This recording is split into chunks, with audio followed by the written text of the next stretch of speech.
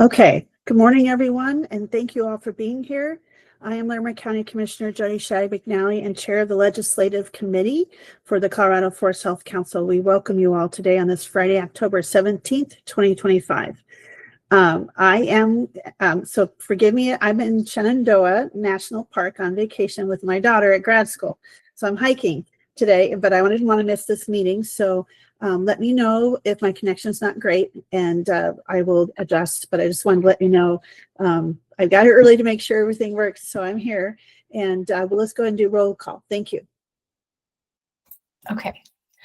Let me run down our list. Samantha Albert, I think, is still excused. Pat Dorsey. Christina Bury. Morning. Good morning, Christina. Commissioner Jody Shadegg McNally. Morning again, Commissioner. Present. Mark Morgan. Mark might join us soon. Julie Stensel. Good morning. Good morning, Julie. Commissioner Veronica Medina. Good morning. Good morning, Commissioner. And I just saw Allison Lurch. She'll be hopping back in. So we do have quorum, and I imagine we might have some people hopping on too soon. Great. Thank you, Courtney. I appreciate that. And thank you all again. So let's move on to our next agenda item that we got some business to take care of. Our approval of the October 3rd, 2025 meeting minutes. I do believe Pat Dorsey had mentioned that she was not listed as being in attendance. So we'd like to make that amendment. I do remember announcing that she had jumped in. I think she was a few minutes late and I had said, welcome, Pat. So I just want to make sure those are reflected. And so we'll just make that amendment. So if anyone wants to make that motion for approval, but also the amendment of adding that Pat Dorsey was present. I would move to approve the minutes with the amendment as noted. Thank you. Is there a second? I'll second. Thank you so much. Any further discussion? Okay, all those in favor? Aye. Aye. Aye.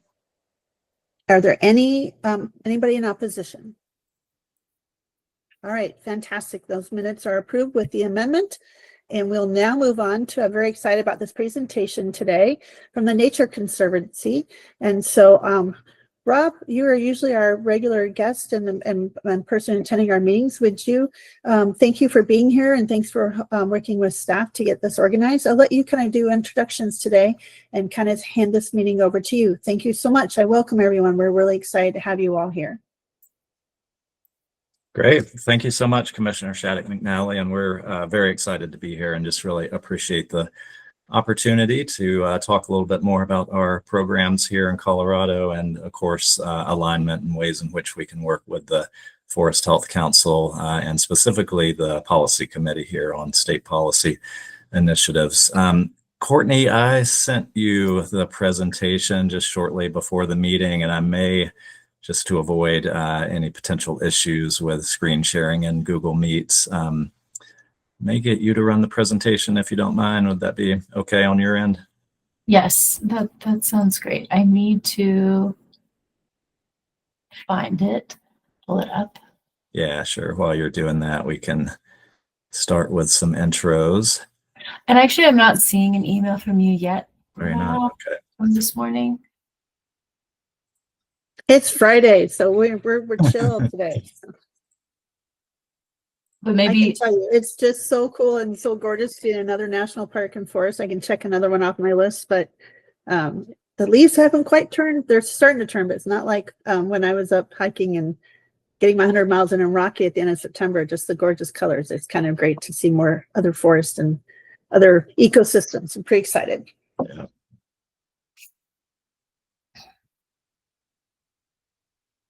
Yeah, and I can try on my end. What was that? Sorry. Was it a reply to our previous thread, or was it? No, a new email that I sent just shortly before the meeting. I can try on my end. I know that some others have had issues with screen share in Google. When I go to share my screen, it looks like I'm grayed out for the sharing capability. So that could be another option if you're able to give me a screen share privilege. Yes. And maybe just try forwarding the email one more time or sending it to the thread that we've already been emailing on. Okay, yeah, I'll try that.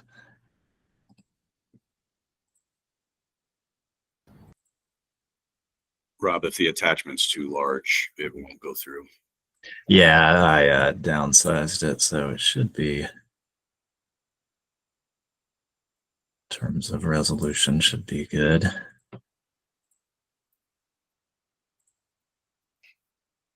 Okay, coming your way on the thread we were emailing on previously, Courtney. Great.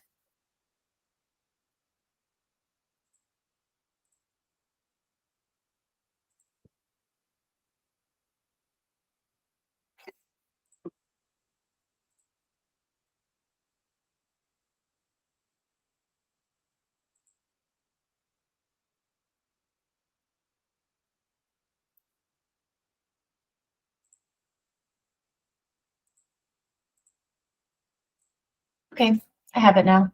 Okay.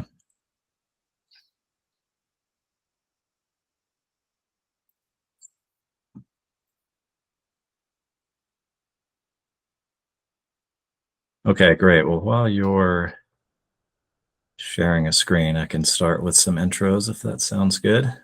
Mhm. Great. Yeah, pardon the delay there, everyone. So again, great to be here this morning. I'm Rob Addington. I oversee our forest and fire program work for the Nature Conservancy's Colorado program, and really happy to be joined by my colleagues Parker Titus and Aaron Citron. We're going to do a little bit of a tag team presentation here that I'll describe in terms of the general outline and flow here shortly. But let's start with some intros, Parker, if you don't mind. Yeah, good morning, everyone. Parker Titus, Fire Program Manager for Nature Conservancy Colorado, speaking to you from our main office in Boulder. Thank you, Over to you. Parker. Aaron? Morning, I'm Aaron Citron, Colorado Policy Director for the Nature Conservancy here in Colorado, and I'm in Denver. Good to see everybody. Great. Thank you, Aaron.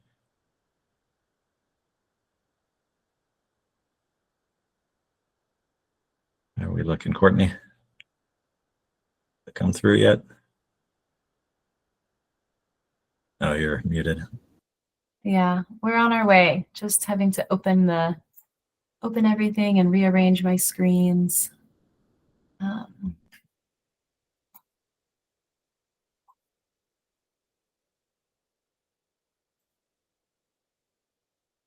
Great. Well, I'll start out with a little bit of an overview of TNC as we're getting that loaded in terms of the organization itself. We are a nonprofit environmental organization. We've been around since the mid-50s, 1954, I believe was our official establishment date. And then here in Colorado, yeah, there we are. Thanks, Courtney. Here in Colorado, established in 1966 in terms of our program, and we are, as it relates to our programs overall, often state-based. So we have programs in each of the 50 states and then work in, I think, 70 plus countries around the world as well. And so we're coming up here in Colorado on our 60-year anniversary next year, which is really exciting. Our programs overall, Courtney, if you're able to advance to the next slide. Mhm.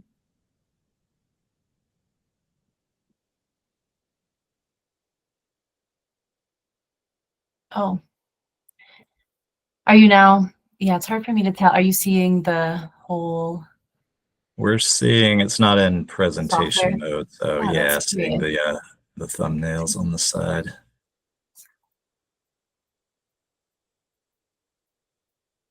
What about now? Let me try this again. Okay, let's see. What? I'm gonna try it again. Yeah, sure.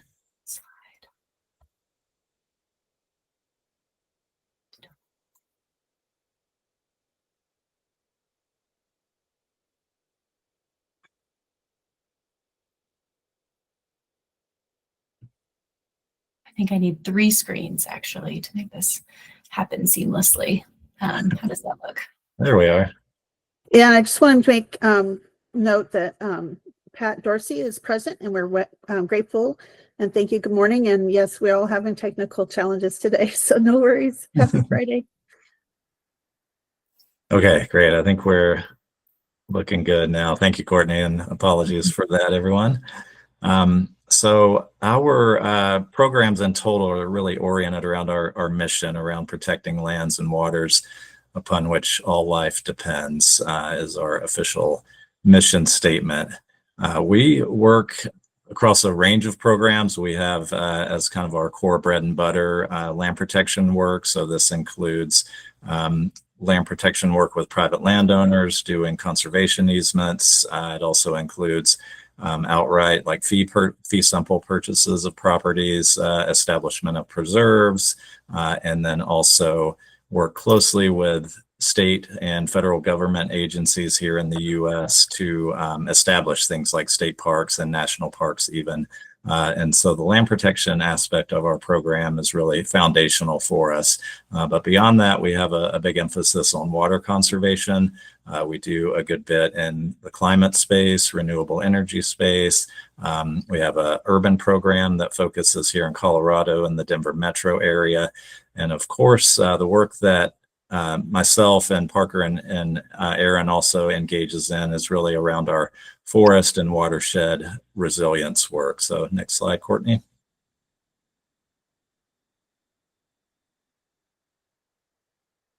And with this work focused on forest and watersheds, we're really aiming to improve forest health and resilience to climate change, drought, wildfire through forest management. So we are an organization that focuses really heavily on the groundwork and the forest management directly. And a lot of it, of course, is around shared values that we all have. And I see this reflected in the Forest Health Council's 30-year vision as well, but just the way in which we value the forest and all the values that the forest provide for us around things like clean and abundant drinking water, and water in general for just various uses, diverse wildlife habitats, carbon storage, safe places for people to live and recreate. So again, a lot of these themes will be familiar to the council and to this committee just based on the work that the council has done over the years. Next slide.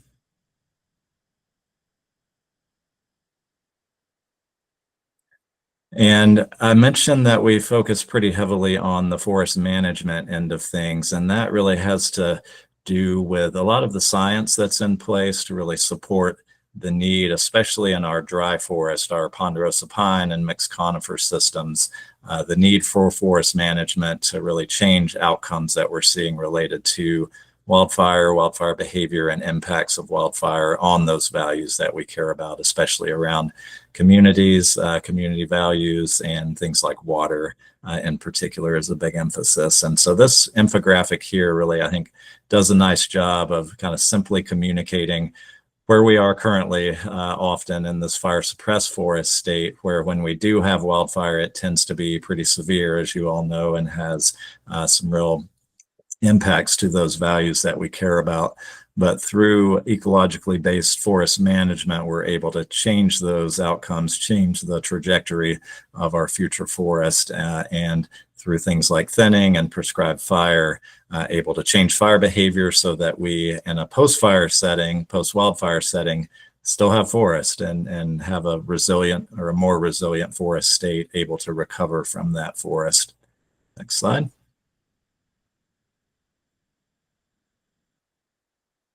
And again, we have a big emphasis on both thinning and prescribed fire, but especially I would say on prescribed fire, and Parker will be talking in more detail about our programs focused on prescribed fire coming up here. But I wanted to show this picture here of the bootleg fire in Oregon from 2021, just really illustrating on the ground what that previous infographic shows as well, where in this case, the bootleg fire moved through a an area that had no treatment, an area that was thinned only, and then an area that had thinning plus prescribed fire.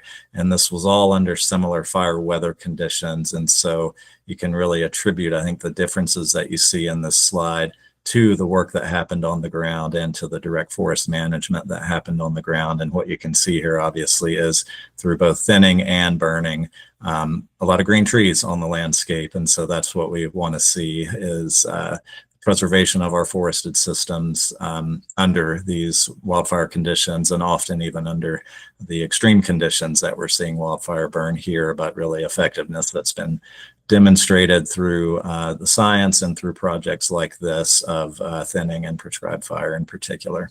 But thinning only also being a really important tool and being effective in itself, but it's effectiveness that's really amplified if we're able to bring prescribed fire to bear as well. Next slide.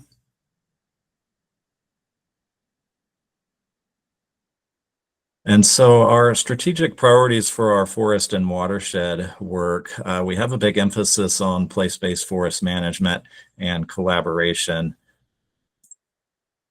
We work a lot with, especially here on the Front Range, with the various forest collaboratives in place. The Northern Colorado Fireshed Collaborative is a big one for us, the Big Thompson Watershed Health Partnership, the Upper South Platte Partnership, so just a whole host of collaboratives that we work with here on the Front Range, and really, again, oriented towards increasing pace and scale of the management that's going on the ground.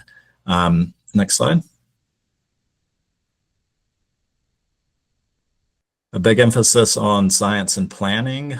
We engage in wildfire risk assessments. We've worked closely over the years with academic partners like the Colorado Forest Restoration Institute to help inform and guide the way in which forest management is prioritized based on risk assessment and the values that we want to protect.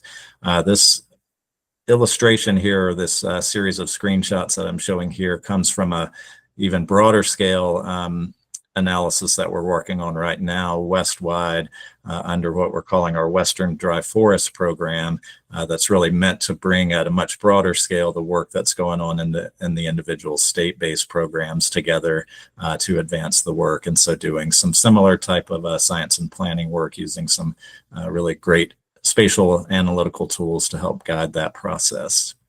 Next slide. And then a big emphasis on workforce development, and I know this has been key for the Forest Health Council as well, in terms of how we can provide training, how we can provide capacity building, and really increase the workforce that's available to do this work. And so one example here is a partnership we have with the Ember Alliance and a partnership through the Front Range Community College to help support community college programs in wildland fire management and developing course curricula based on the National Wildfire Coordinating Group standards, and ensuring that students who may be interested in wildfire management and overall forest management as a career path have some opportunity through the community college to advance that. So that's one example of a way in which we engage in the workforce development piece. And next slide, Courtney. And then, of course, policy and funding, and this being relevant to the presentation today and you all as the legislative committee of the Forest Health Council, but a big emphasis that we'll hear a little bit more from Aaron about coming up on policy and funding. And I have just a screenshot of the cover of a roadmap for wildfire resilience, kind of a set of policy solutions that we developed in partnership with the Aspen Institute a few years back, that really outlines various policy initiatives that can be taken, especially at the federal level, but with also a connection to the state level. And this, as it turns out, aligned nicely with the Wildfire Commission at the federal level and a lot of the recommendations that came out of that process as well. So working to continue to advance some of the information that's in this roadmap here. Yes, Commissioner. Thank you, Rob. I'd hate to pause you there, but I'm just curious. You mentioned that with the the National Fire Commission, that we had several strong partners, even including Director Gibbs on, and then this one, when you've crosswalked that and there's overlap, along with our, I'm curious about that, where those maybe priorities are overlapping, and that maybe we could look at that or get an idea of that. So maybe that helps inform kind of our work, that maybe it looks at looking at our 30-year vision and kind of where we, maybe all those plans together has something that all line up that we could really put our focus on as well. And I'm just curious if you have all, especially if you've looked at how they overlap with those two, it would be interesting for me to see how that works with what we've been looking at as well. Thank you. I'm just curious about that. Yeah, absolutely. And great question. Really appreciate that. And we did, as these processes were kind of being developed, we were intentional about creating some overlap, and we did do a crosswalk between the two and actually have a two-pager that describes in summary some of the kind of shared interests between these processes that I can follow up with you all on, if that sounds like a good plan. That would be amazing. Thank you. Okay, yeah, great. Thank you for that. Next slide, Courtney.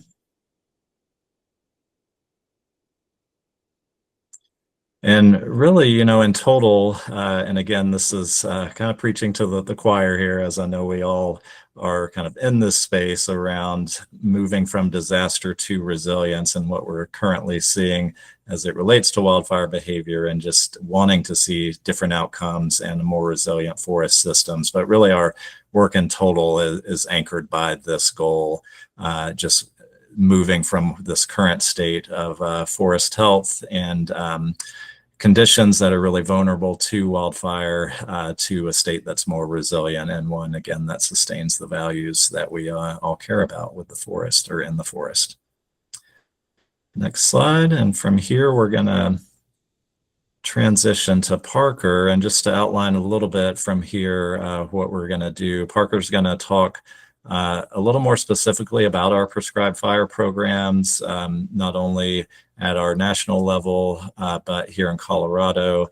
We wanted to just emphasize the work here around prescribed fire, and then we'll move to Aaron to talk more specifically about some of the policy initiatives that we've been engaged in the past, and what we see coming up in the future as well. And hopefully that'll lead into some discussion related back to the guiding questions that the committee has provided around some shared interest and potential ways in which we might all work together on some of these initiatives. So Parker, with that, I'll transition to you. Great. Thanks, Rob. Am I coming through okay? Loud and clear. Sounds good. Yeah, as Rob set some context here about my portion, I'm going to be really sharing, perhaps demystifying TNC and fire management. It's a global not-for-profit with our origins in land protection. Here we find ourselves as now a leader outside of really federal state agencies in fire management. And really, this is born from our roots as a land protection agency.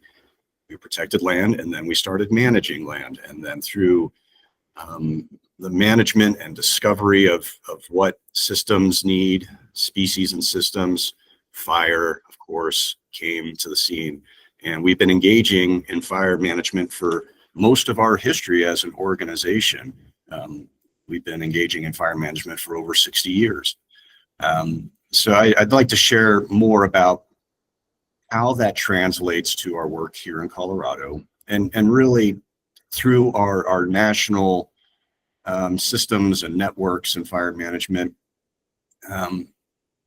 leveraging our capabilities and bringing knowledge and experiences from other states and programs to bear here in Colorado, and to help us maybe think about pathways where we can really develop the tool of prescribed fire in ways that are accessible to whoever would like to use it, and have a prescribed fire policy and program base that is functional and responsive and provides assurances to those who do choose to use prescribed fire.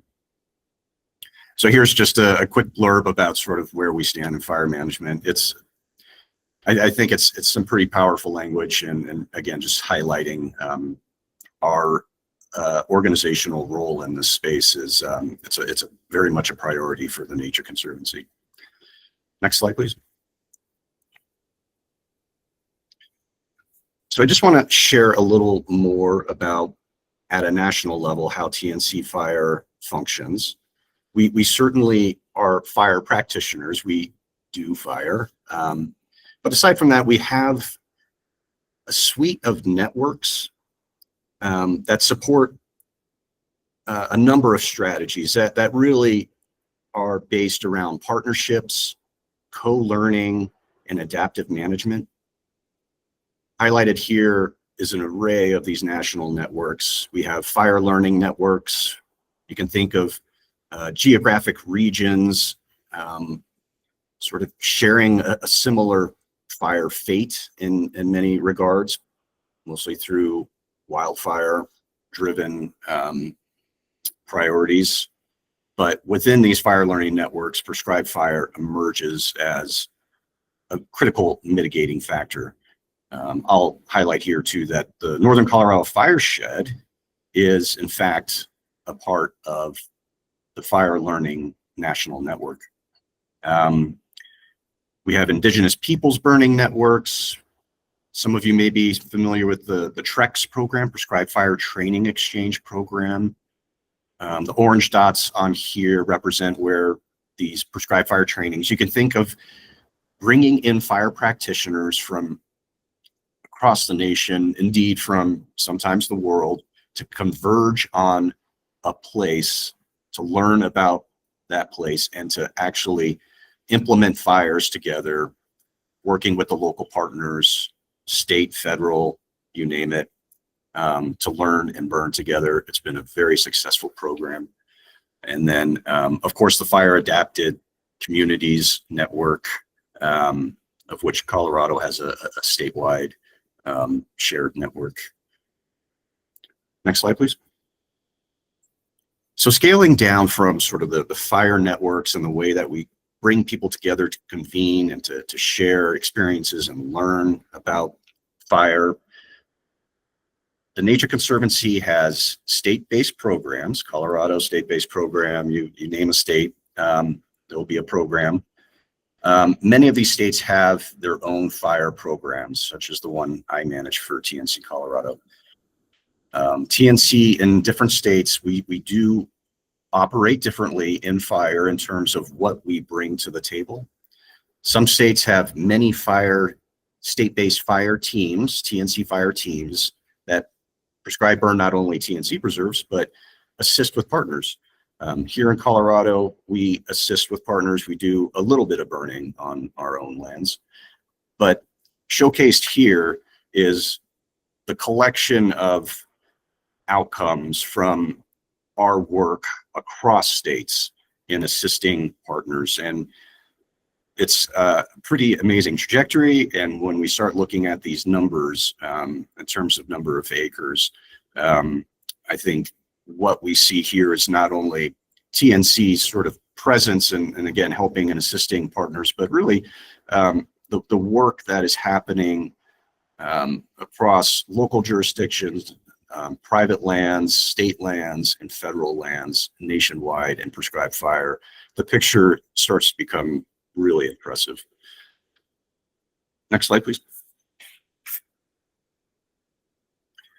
Just breaking down that previous slide a little bit more and just where the buckets are and who the Nature Conservancy tends to assist more. We can see here that the U.S. Forest Service is really one of our top collaborating partners, but this wasn't ranked out in priority, but we can see even lower there is that the state agencies across the United States, TNC partners deeply to perform many prescribed fires. Here in Colorado, we partner closely with the U.S. Forest Service in most of our work as well. Next slide, please. Yeah, so in thinking about this implementation arm of TNC fire management, the actual act of going out and helping partners or burning our own lands, as we take a look closer to our state in Colorado and how TNC functions.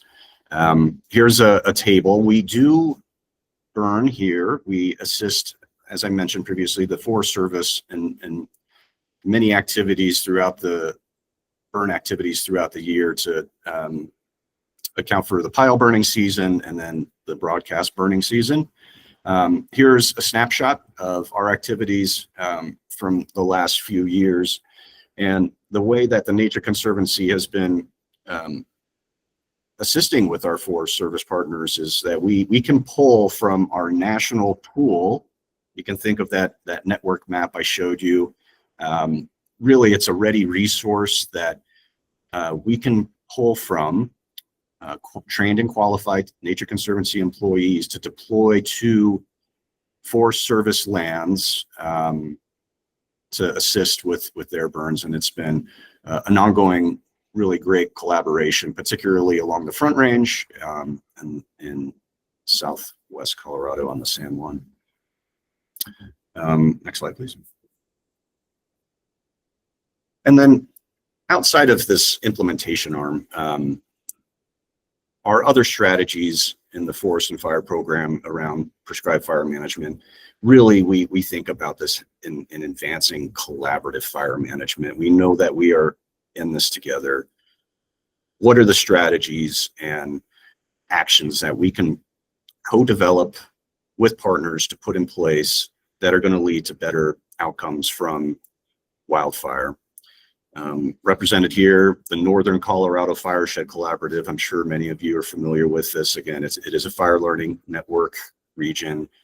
And I highlight this collaborative because a few reasons, not only because of its size, it covers over 4 million acres of planting area within the red boundary, but it encompasses many, many different partners. And I could go on and on about the numbers of partners here, but really we're talking up and down from federal to not-for-profit and everybody in between. Go ahead, Commissioner. Thank you. Sorry to interrupt, but I've been biting my tongue. I have lots of different questions. I'm very familiar with the Fireshed. I've been actually touring a lot for the last 5 years. And I'm curious, the red line, how did that get drawn? And because I also know, as I just got back from the state emergency, the governor's put me on the state emergency medical trauma services, and I was driving through, Larimer, Jackson, Grand, and Terrell, and of course taking a look at all those boundaries and stuff. And so I'm just, is that line drawn due to the agencies or the different geological features? I'm curious. Sure. Thank you for that question. Yeah, I sort of wish it wasn't a line. It should really be like a foggy haze. We certainly, in thinking about the catchment area for the project area, and I would not see this as chiseled in stone, what I'm presenting here in terms of that boundary. Absolutely wanted to encompass the Arapahoe Roosevelt National Forest as the key area, and thinking about expansion over to the Grand County area as a very significant piece down to I-75. And then when we started thinking about other areas further east,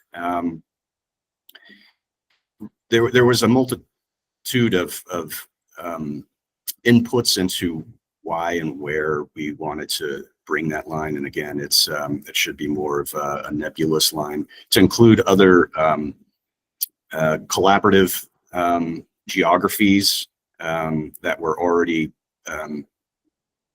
doing the work that we were seeking to do through the Fireshed. So to the south, you could think of like the Upper South Platte Partnership area. Okay. Yeah. And then certainly while there is interest in grassland ecosystems and an understanding of the importance of managing those and the importance of mitigations within grassland communities, we didn't want to expand too far east and sort of taking that on. So that's as far as my knowledge goes in that. Okay, cool. And I have a question from Pat. I'll read it to you, but yeah, I've been interested in the grasslands. I just watched that Nebraska documentary, Rooted in Fire, for their grasslands and their wildfire concerns and risks. That was, I don't know if you've seen that. It was pretty interesting documentary. It's a couple of months ago, I think. I'm not sure. I don't remember where it came in, cut on my schedule, but I was really excited. So it might be something to kind of curious. I'm just curious because I hadn't seen Nebraska talk about wildfire before. So Pat Dorsey's question is Nature Conservancy engaged with the state health departments, et cetera, in trying to develop some air quality standards exceptions to allow more prescribed burning? We know we need to burn more, but the air quality issues are complicated. Yeah, thank you, Pat, for that great question. And I'm going to touch on that later. So to not get too ahead of myself, maybe we can table that for now, and I'll be sure to touch on that and provide some updates. Thank you. Okay, well, let's my key point with this this slide and the Northern Colorado Fireshed is that I couch our work here as really thinking about integrated fire management, and what that means in this context is really trying to marry the pre-fire work, right, and sort of the planning and strategy of where we want to do treatments, what those need to look like, the quality of those, marrying the pre-fire work with during fire response. So the responders and the incident commanders who come in, they know of our strategies, they know where our treatments are, they know what our values are, what are our critical values in certain geographies, what do we absolutely want to protect, and what are the management strategies that can be afforded to provide those protections. And then also on the other side of this is the pre-fire, the post-fire response as well. What happens after fires? Where can we come in and provide meaningful mitigations and response where needed? So in terms of integrated fire management, we think about all phases of fire in the Fireshed. Okay, next slide, please. And just what we are basing our strategy around. I wanted to be sure to highlight this because I think it's a critical piece of not only the Fireshed strategy, but even points a little further south. And really, we're starting to see this Forest Service wide across the West. Potential operational delineations. For some of you may be familiar with these pods.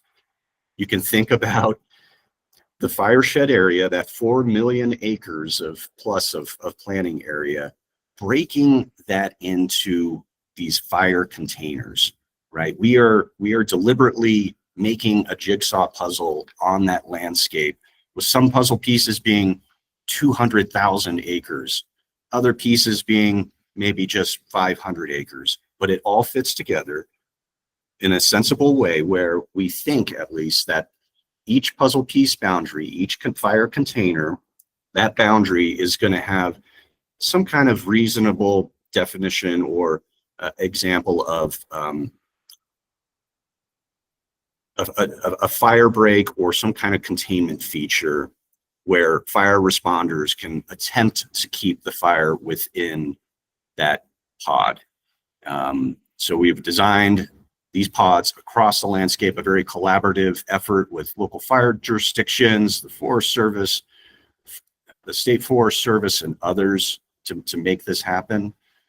And then from this planning framework, this pods framework, we can then design our treatments to reinforce these pod boundaries, right? We're basically enhancing those fire container boundaries. So if we do get a fire start in any one of these, maybe we can either contain it to that boundary. We'll have some kind of idea about if we can, manage to the next pod boundary and beyond that. Really, it's giving us a way to plan cross-boundary, cross-jurisdictional treatments to marry up treatments across a very large landscape in a sensible way, so we aren't performing random acts of restoration.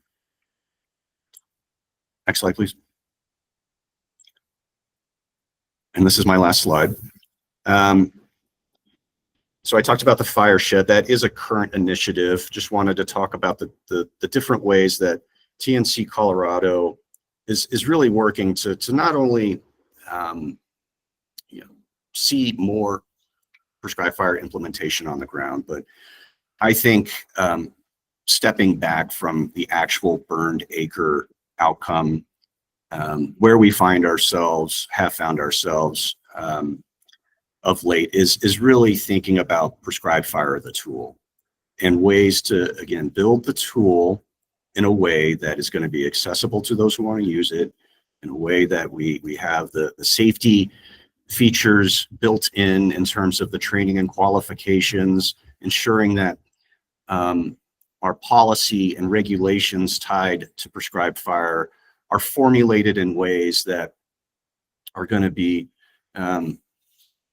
useful, clear, and provide assurances to those who seek to use the tool that they have some level of backing, that we aren't left, that practitioners aren't left out in the cold and trying to demystify and decipher how prescribed fire operates in Colorado. It can get very complex. Allison and I, we sit on the Colorado Fire Commission's Prescribed Fire Subcommittee, and I have noted here the very first bullet that we are currently working on an implementation plan for the recently released statewide prescribed fire strategic plan. The strategic plan highlights very broad sort of ideas about where the attention should go. The implementation planning we're doing now is really getting in the weeds and trying to pick out the specific actions that are going to help move the mark. The Prescribed Fire Claims Fund passed last year. We're very excited about this, but more work to go into this too. For those of you who are familiar with the Claims Fund, it's a specialized fund that will be available to support third-party damage claims should those happen, or some suppression response. Really, in an era where insurance is just incredibly difficult to come by, even for fire practitioners, this is a way that the state showed up in a very big way to support prescribed fire. These claims funds are we are not the first to do this. We are coming off the heels of states like California and Washington, but we are seeing an increasing development of claims fund programs in other states. But the fund was passed. There is a rulemaking process that still needs to happen to actually develop that program. It was written into the law that the DFPC would collaborate in developing those rules, and we very much look forward to hopefully engaging in that process. In terms of smoke, I just want to add, I sit on that committee with you too. Thanks for reminding me that you're on that as well. And we do try to bring updates back and forth to the Forest Health Council, since it's a subcommittee, the Forest Health Council, but it's that's a good reminder for Allison and I. Maybe we should bring that up. I don't know if we have room, but maybe some updates too in this committee as well, because it is getting in the weeds now, and unfortunately, I just seem to have some things. The federal changes happening right now are throwing a lot of extra meetings on my calendar right now. So, but I appreciate you bringing that up today. Thank you. Yeah. And thank you for being a part of that committee, Commissioner. Really appreciate your work there and in other spaces regarding prescribed fire. The Nature Conservancy is partnering with the U.S. Forest Service on a smoke monitoring project, and we are seeking to develop essentially what we're calling a low-cost sensor network across the Front Range, covering the the Pike National Forest, not the San Ynez, we aren't going to go that far south, and then all the way up through the Arapahoe Roosevelt on the Front Range, with the idea here that through monitoring prescribed fire-related smoke activity and working in conjunction with the state CDPHE, Air Pollution Control Division, providing the monitoring and the data that is going to be helpful in really trying to allow the Forest Service to perform a little bit more burning on those days when the conditions are good. The U.S. Forest Service does have to follow state smoke permitting rules. They are not exempt from that. And as the largest burner in our state, both in terms of just the number of forests and the size of their burns, they are often constrained by their permits into how much they can do per day. Good reason behind that. We don't want to over impact communities and those smoke sensitive people. But on the other side of this is the ability to do more burning when we think that the weather patterns and the smoke channeling isn't going to be nearly as impactful as we think that the permits sort of stop at. So this work is going to be ongoing through 2030. We're pretty excited about it. It's in the early phases, but a deep collaborative project between Nature Conservancy Colorado and the Forest Service, and be happy to talk more about this as the project gets further along. We are going to continue to deploy our prescribed fire modules to assist with the Forest Service, and then just briefly wanted to highlight that we are going to be kicking off some work in Southwest Colorado, funded through COSWAP, partnering with the Mancos Conservation District to assess some private lands burning down in that area. I'm pretty excited to get down to Southwest Colorado and work with some partners. Southwest Colorado, a lot of prescribed fire activity on the San Juan, but a lot of interest with some of the large landowners down there in using fire in ecologically appropriate ways. So that's it for me. I'm gonna now turn it over to Aaron to talk more on the policy front. Thank you. Thanks, Parker.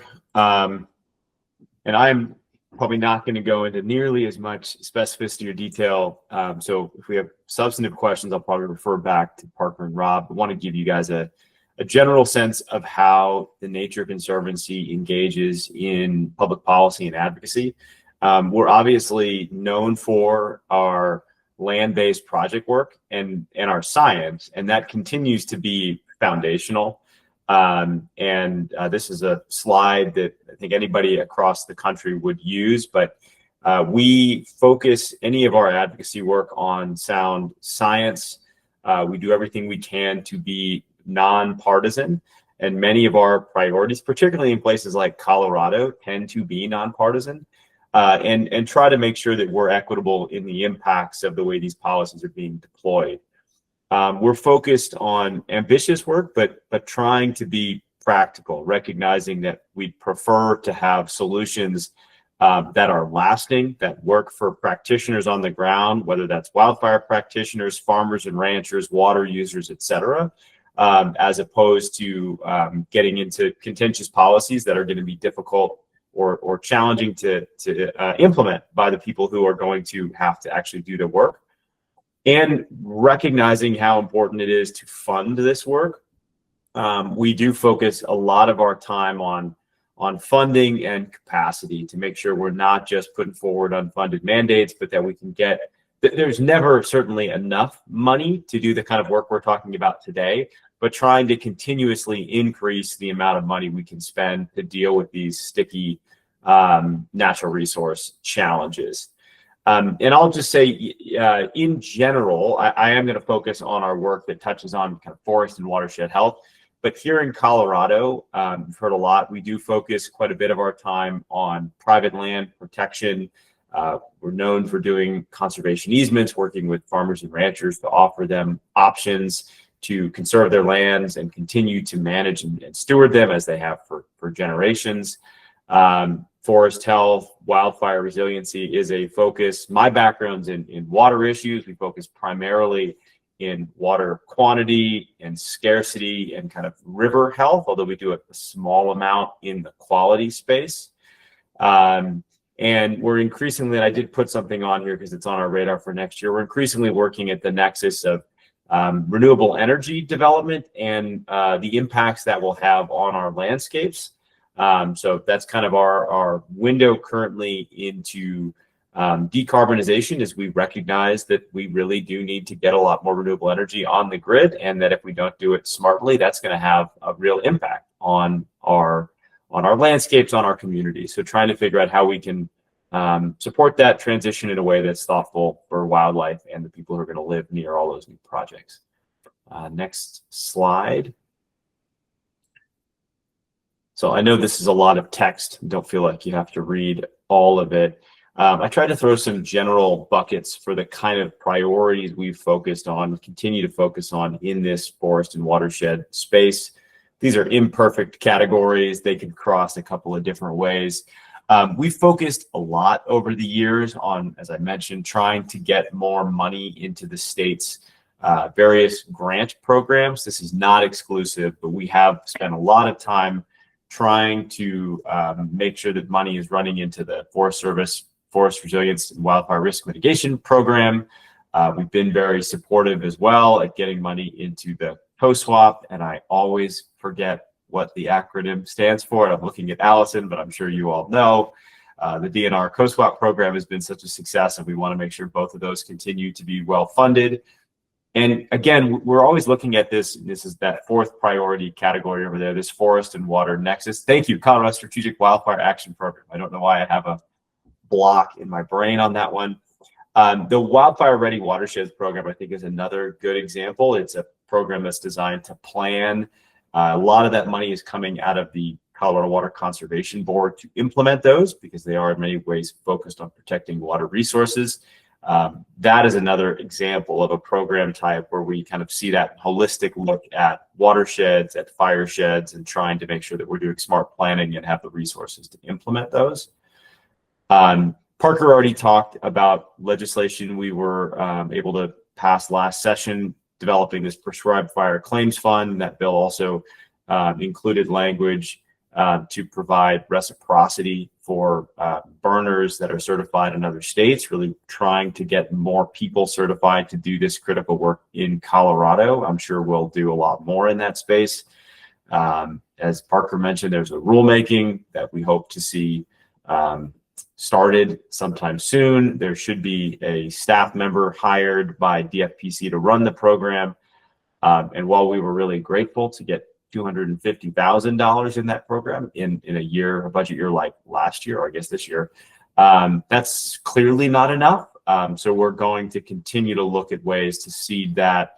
We got $250,000. We'd love to have really significant money. There are other states that put something in the range of about 10 million to be available, so that it actually is a protected program that provides comfort for burners to do the work that they want to do.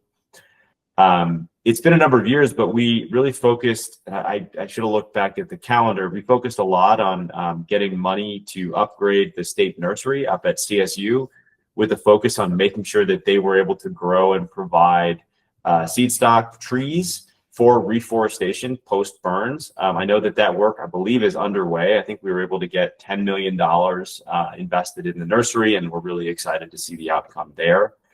And with another acronym, it kind of runs at the nexus. We are increasingly focused at low-tech process-based restoration efforts, beaver dam analogs, getting in, doing one rock dams, kind of helping to improve these small channels. So really focusing both on the health of our upper watersheds or middle watersheds in the forest, but also looking at as those things drain down, so that we have a real complete system, and looking at our riparian forests as well. And then this broad category at the end is a number of other areas where my role frequently is to remind partners in the water space or in the climate space about the importance of managing our forests as part of that package. I've mentioned this nature-based solutions. We're part of a coalition that is promoting a package of 10 nature-based solutions to address challenges on the Colorado River. Some of those are, in addition to our physical reservoirs that are important, our forests and our snowpack are really important reservoirs. And if we start losing that, or if it melts early, that creates challenges for water users of all types. So kind of, again, having that conversation about the importance of our forests for water users. integrating some of that into the language in the Colorado Water Plan. And I know I've seen a shift in the 10 years or so I've been working with the state, that they're starting to be more holistic within DNR, I think. Allison can disagree, but I feel like that the way that breaking down the silos between CWCB, between forest projects has been really impressive over the years. We've supported a number of local county measures to generate some revenue for forest treatments. It's always relatively small, but it's critical, as we know, to kind of pull money from the federal level, from the state level, from the local communities, from private industry, if we can, to kind of get all hands on deck for this work. And something that we've supported, and as far as I'm aware, has never been as successful as we hope, but Colorado uniquely has the ability to use federal EPA money through our state revolving fund that's intended for water quality, drinking water. We have the authority to use that for forest treatments, for watershed health. If you can generate or demonstrate the linkage between that work and downstream water quality. It provides loans for that work. I know there's been a lot of effort in the past to try and implement. Still haven't cracked that nut, but it's something that is on our radar to figure out if there's other ways to get new revenue into these projects. It's not grants, it's loans, but it's still something that can help finance more and bigger projects. And one last slide, I think. So just flagging for next state session, I should have mentioned, I primarily focus on our work here in Colorado at the state level. We also, of course, work extensively at the federal level, and happy to try and touch on some of that. But today, thinking about our work here in Colorado, the state budget hasn't gotten any better, really. And while we know everybody is going to have to get a haircut in their programs, we are going to be focused on kind of defending the funding that we depend on for things like wildfire mitigation, watershed health, among others. I don't suggest that there's a target on any of those. I think everybody knows they're important, but it's always great to have these communities of practice highlighting how important these programs are to all users. We've been, kind of moving to the next bullet, we've been an advocate and a partner in the development of this Colorado's Outdoor Strategy, which was funded by Great Outdoors Colorado, working primarily with Colorado Parks and Wildlife and others, to try and develop an overarching guidebook to pull together. We have a water plan, we have a wildlife corridors and crossings plan, we have a state wildlife action plan, and this is intended to be a framework to pull it all together. So we're all kind of marching in the same direction. That's only going to be as good as our ability to implement it, and we want to make sure that it doesn't just become another report on the shelf, but becomes a real clear planning document that we can all look towards and can pull together all of these critical but sometimes disparate plans. I mentioned, and I know it's a little bit outside of the scope of this, but a focus of ours this session is going to be, again, thinking about how we can help get renewable energy projects on the ground in ways that avoid impacts to wildlife, communities, and crossings. So it will be a priority for the Nature Conservancy. Not sure if there's a clear nexus with wildfire, but wanted to mention. And then the last one that got cut off on the slide is I was appointed to this state trust land conservation and recreation work group out of legislation from last session. And we want to make sure that we are finding ways to creatively expand conservation opportunities there. There could be some, I have not done a real analysis. There's probably some forested land. There's certainly some wildfire prone lands, and making sure that that's part of the conversation. The idea is not to take away current users, particularly our ag community really relies on grazing in a lot of those landscapes, but thinking about how we can do even more with this asset that the state has and make sure that we continue to generate revenue for the schools. So I know there was a lot, but that's kind of how we're thinking about this issue here in Colorado and as part of this broader regional effort. And I think my next slide is just my contact info, and happy to answer any questions any that come up. Awesome. Yeah, Great job, everybody. Rob, did you want to wrap it up at all? And then I Yeah, have a sure. couple more questions. I'll wait for other people though. Go ahead. Yep. Yeah, absolutely. Thank you, Commissioner. And thank you, Parker and Aaron. Really appreciate the info you've provided. And as Aaron mentioned here, we just wanted to wrap by providing our contact info. So please feel free to reach out with any follow-up questions. I do have the guiding questions as the next slide that I'm thinking, just in the interest of time. I think we touched on a good number of these just through the presentation itself. And we can kind of keep these as reference, but thinking just keeping an eye on the clock, that it would be good to just open up to any questions that the group may have. Thank you so much, and appreciate Parker, Aaron, and Rob, all your information. That was a lot of great information.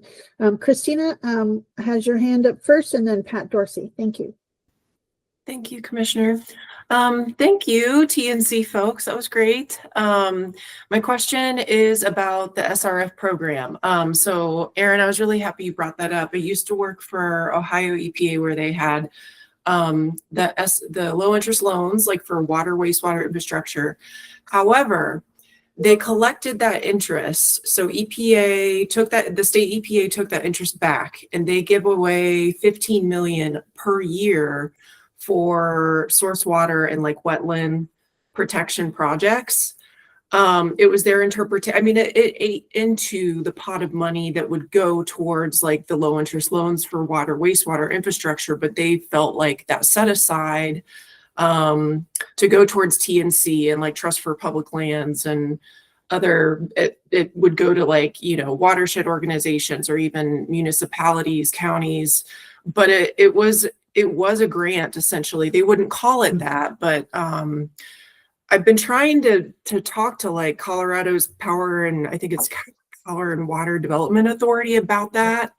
And I just haven't gotten anywhere, but I do see that as a model that Colorado could follow for significant funding for watershed and forest health, given the ties to drinking water protection. So just wanted to throw that out there in case that's ever useful for your conversations. People don't get in the weeds with SRF stuff, and this was the first time I've heard someone talk about it. So just wanted to kind of plant that seed. Thank you. I had not heard. That's really, really interesting, Christina. I'd love to follow up with you about that. I know Keith McLaughlin pretty well, who's the head of the Water Resources and Power Development Authority. I would kind of love to go down the rabbit hole and explore that. It just seems like we've kind of, I know Senator Ellen Roberts a number of years ago, I think, was the one who passed this bill initially. SRF is State Revolving Fund. Yeah. And we've always thought that's a really cool opportunity. It's a different kind of revenue stream, and it's great to pull in some federal money to do this stuff if we can.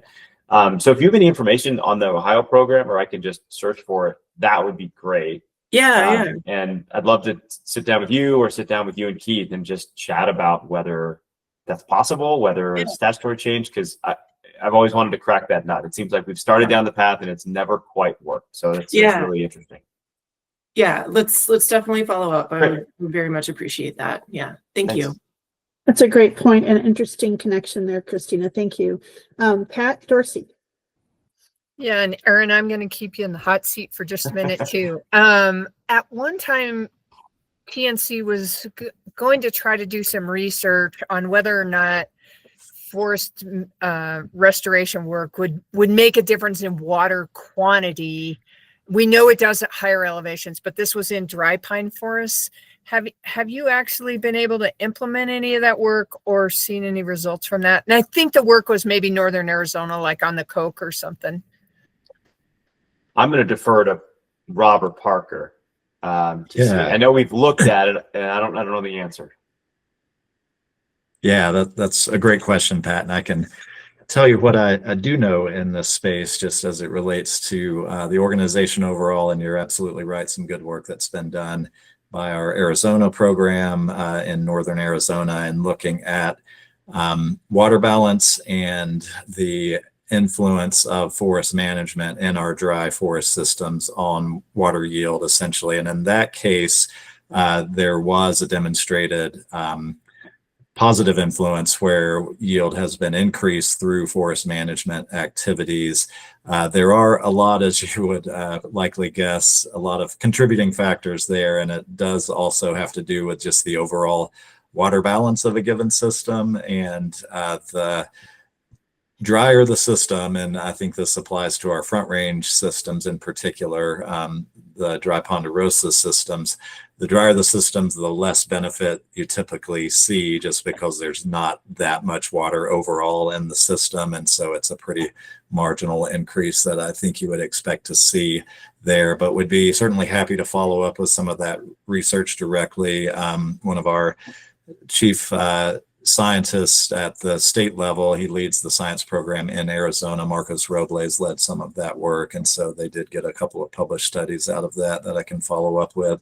But then also wanted to touch on, just to the broader point about the connections between forest management and water quantity, some really good work that's going on that I'm sure you're familiar with. Pat, you mentioned the high elevation forest connection, but in those upper elevation forests around snowtography and really looking at the influence of forest management on snowpack dynamics, accumulation, retention, the way in which the hydrograph can be influenced through forest management. So timing of snow melt, runoff, all of those things, and some really good, I would still say sort of somewhat early phase, but some really good research work that's going on in that space to think about how we might do management in our upper elevation forests in a way that would benefit snowpack and help with some of what we're seeing as it relates to just annual hydrograph and cycles in our hydrologic cycle.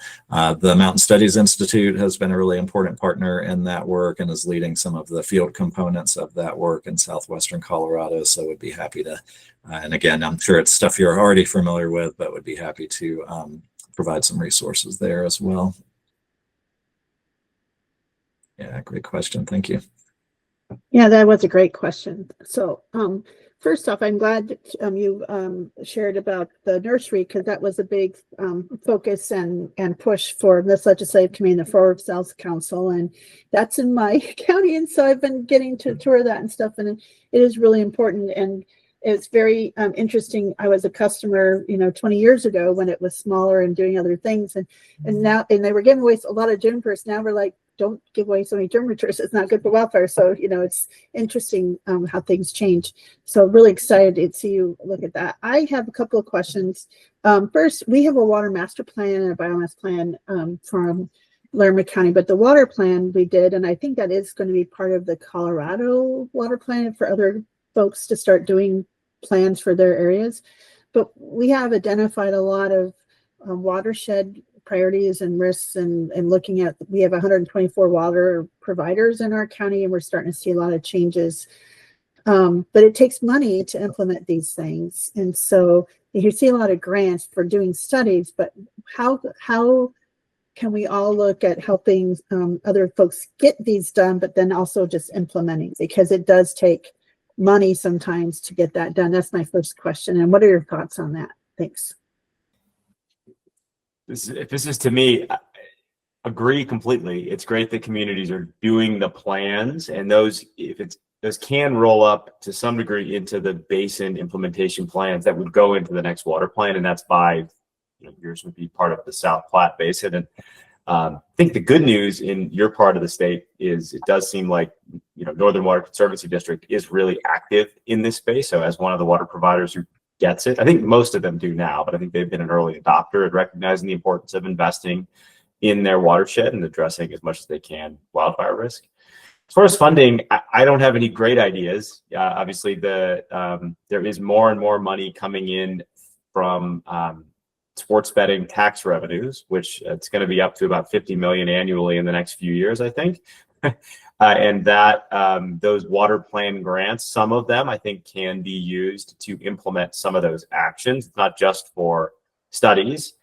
But I just say I agree with you that we continue to need to find additional money to implement. Studies are great. We should do all the studies, because I think we should be smart about how we're spending the money. But it's a topic that's on our mind, and we're always thinking about how to generate additional revenue in the state for this, where we have a tight budget. It's very difficult to raise taxes. Nobody wants that.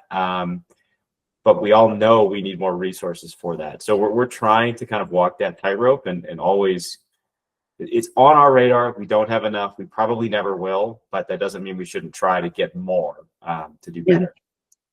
Well, it's so interesting you say that because I'm working very hard to increase revenue in my county to do more of this work in a lot of different buckets and a lot of education. And we are partnering a lot with Northern Water. And I'll just share for anyone who's interested. We just had a showing of the Palmer Conservancy group that showed Mirasol.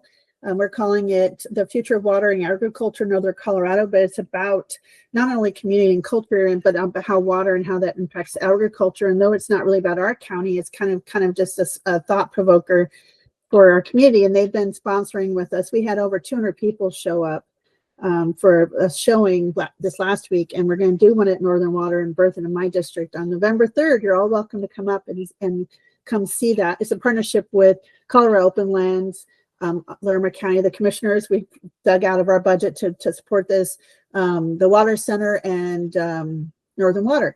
And so I'm hoping just as many of a large group from the southern part of the county, because we have a lot of conservation and a lot of farms and work down there. So really excited about that. But that's just bringing up a lot of discussions about all the connections. So I really appreciate that work. And so my segue into that question, so thanks for bringing up Northern Water, is after that that session, we had a lot of being shown at the Lincoln Center in Fort Collins, some CSU professors, but some older retired CSU professors who came up and I appreciate their years of service and dedication, but it seems like maybe not as concerned about the scale and scope of what needs to be managed and prescribed burn, and not really thinking that it's still the area of megafires. And I'm wondering about kind of that older academic group and kind of transitioning to this new science data and new group that's understanding the urgent scale and scope that we need, and kind of that management piece. Do you see a kind of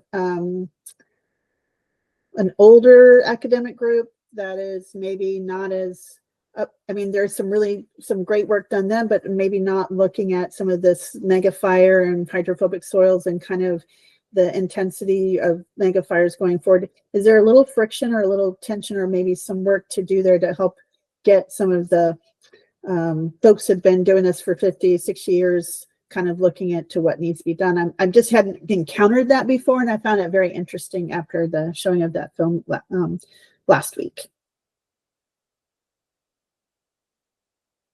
Any thoughts? Anyone wants? I'm just curious. Just wondering if there's kind of that, and maybe I'm just asking a very complicated question, but I just was surprised at some of the.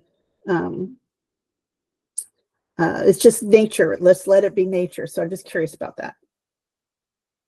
Yeah, sure. And I can jump in there, Commissioner. It's a great question. And I think even beyond what you just mentioned around academics in this space who may have a long history of research here, there are groups, I'll just acknowledge as well, that aren't as in favor of the broad scale forest management work that is going on not only in Colorado, but statewide. And I think for me, just in general, it just points to the importance of continued outreach, education, continued reliance on the most up-to-date science. And as we all know, science is ever evolving, right? And it's always helping us to learn and develop in new ways to approach the problems that we're currently facing. And so my own opinion here is just, again, working for an organization, being kind of rooted in the science, is just the importance of keeping up with the most recent science and then thinking about ways in which we can just continue to educate, do outreach around the issues. And we're not always going to be in complete agreement with everyone. And I think it's just important to have open and honest conversations about the work and think about ways in which we can, all advance this together and think about ways in which we can continue to do the education and outreach. So I know that's a fairly generalized response to the question there, but I think that's how I would, in general, just approach that question overall. I appreciate, I know it's a very complicated and maybe sensitive question, but I just was, it just was surprising just to have still some, and I always agreed it's education and just having that conversation, because I certainly had a robust conversation with them that I kind of thought things were a little bit dire and we needed to do a lot more outreach and work. And so I figured the work continues. That just showed me that the work continues. And so I appreciate that. I know it was a tough question, but it's really stuck with me the last week or so about just a lot of folks that we still need to outreach and talk about and help share a lot of this. And so it was a good reminder for me. So, because when you hang out with certain circles, but this is what we talk about all the time. Mm-hmm. You think everyone, you forget that everyone isn't really tied into how urgent this is. So I appreciate it. So if there's not any other questions today, I appreciate you answering all my questions. I was really excited to have you come today.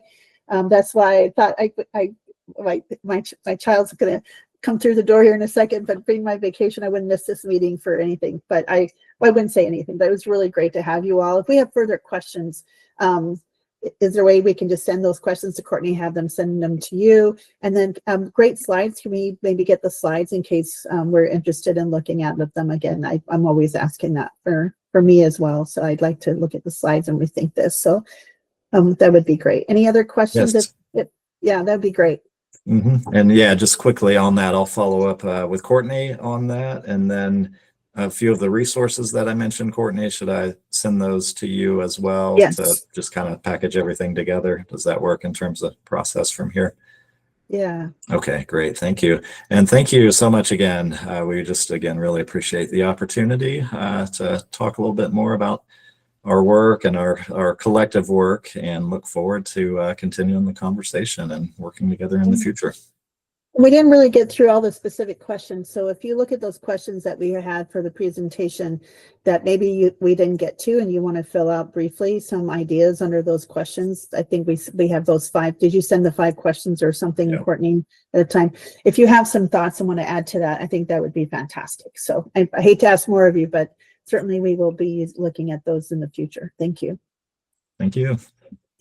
Have a great day. Happy weekend, everybody. Thanks. Thank you all. On. So let's keep recording. Sorry about that. So it's like I said, I'm trying to juggle a few things here. So real quick, the next presentation. We're canceling the October 31st meeting because it's right after our general council meeting, and also Xcel Energy our presentation wasn't available on that date, so we're moving everything to November 7th. And so we figured that was probably a good thing to do. And I apologize again for making things a little confusing and a lot of our folks left. And then also we just have, I think we're going to start deliberating. I think I wanted to just kind of touch base on when the dates we're going to start deliberating so people can kind of think about what that date is. It's in December or the end of November. I'm trying to remember. So we left the calendar sort of as is, meeting every 2 weeks, and the deliberation meetings begin as soon as the presentations end. So our last presentation is November 7th, and then November 14th, we have a regular meeting, if you'd like to keep it, which could be the first deliberation meeting.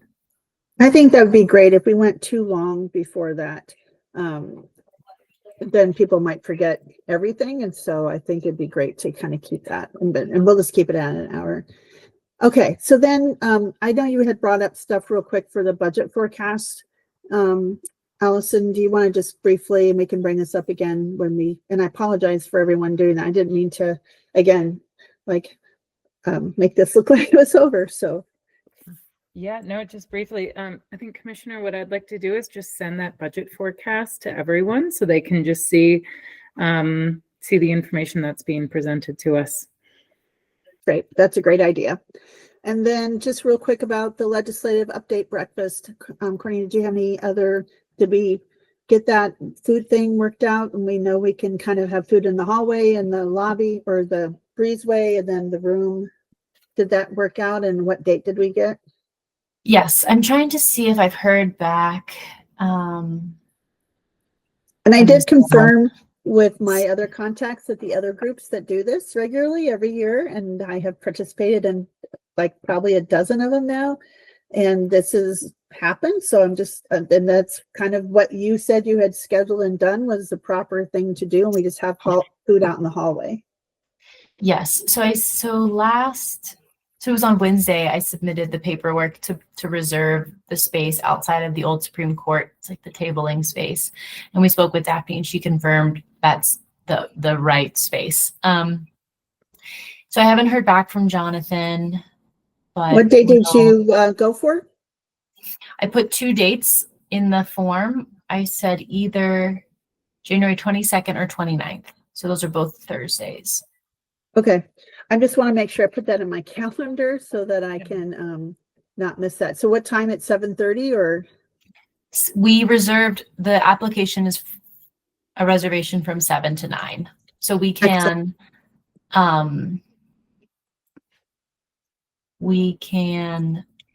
figure out within those 2 hours, how much time we want to be there. I think we can begin setting up at 7. Okay.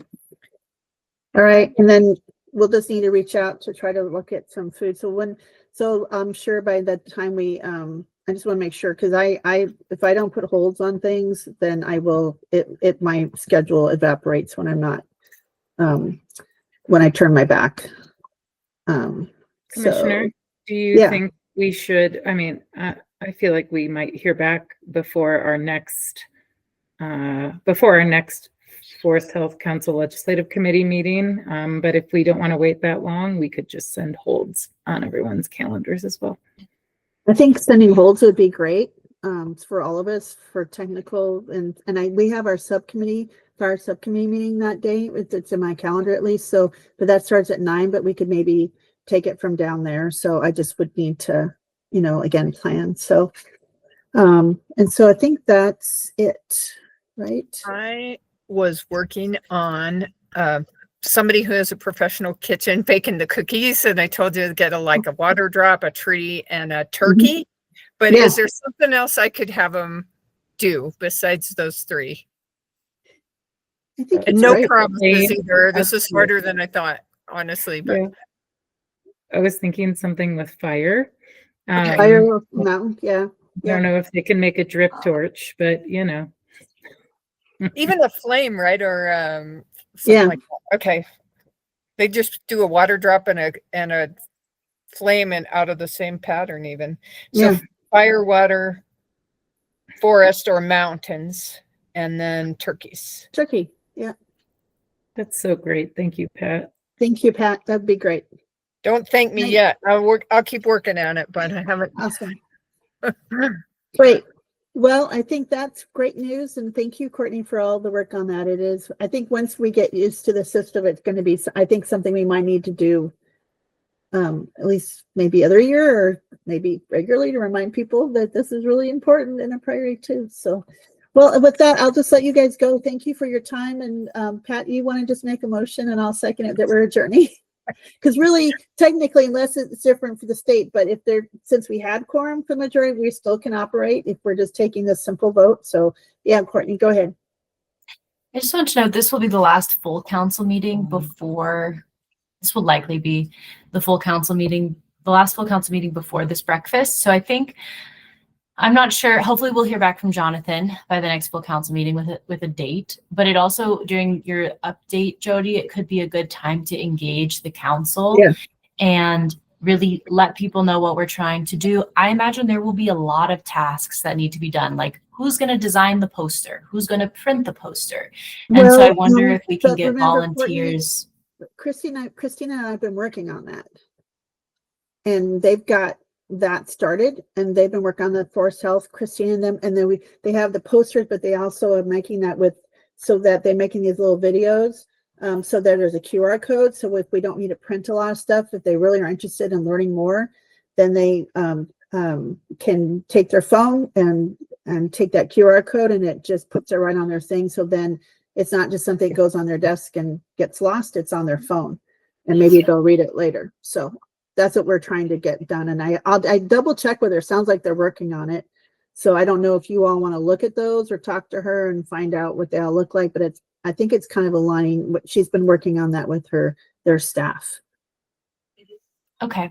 What I was suggesting was that if there was any other tasks that maybe needed to be completed outside of the few people in the committee who've already volunteered, it would be a good time. But we can also just Help email set up, people asking maybe for tasks. Coming to help set up or clean up, and maybe help greet, and maybe we put out talking points. I don't know if you all want to, like, main topics and points we want to, maybe if it's just even 5, so for everyone to kind of, so we're all on the same page. I don't know, just, sharing what we've been doing, or, I don't know, whatever you think. I just thought maybe at least we're all, tell me exactly what you guys doing, what's the importance of maybe leveraging resources. Got done our 30-year guides coming. I don't know, just maybe top 5 that we should all kind of be thinking about, so we can kind of all be on the same page of talking points and communication for them. I'm just curious about that.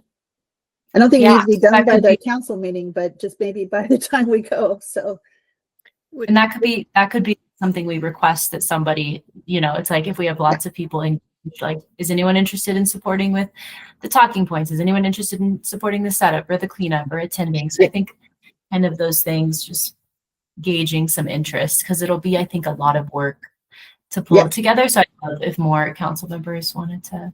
I even kind of wonder about, you mentioned the QR code, and like, should we have a link to the Forest Health Vision for Colorado with a QR code, and one for the leveraging guide that you're talking about with a QR code? All of that. We're talking about all of that, and then we were going to leverage to any videos, or leverage into, like, the project. We talked about that one where the one about Breckenridge, where that was one of the funded projects from the state legislator through Skull Swap or Furworm or something, and then leverage kind of that so they could QR code and see pictures. So we don't have to spend a lot of money making a lot of big posters. It can be a lot of, so we don't have to print things, because then it would be who's printing and how much, all of that, and how many copies. But I do really think that they take it, just put it on their desk, and this was way they would, something interactive for them to be able to learn more when they're sitting in a hallway. So does that, any other questions? Okay, Pat, make a motion to adjourn, and I'll second. All right, at 9:59, I move to adjourn this meeting. I'll second that. Yeah, and I can second too, Oh, so Jody. you in the can future, second. I because forgot about that. I'm a member as well. No problem. Yep, you're right. I keep forgetting. Thank you. That's the second. All those in favor? Aye. Bye. Anybody opposed? We're adjourned. Thank you, everybody. Have a great weekend. Take care. Guys. So Bye.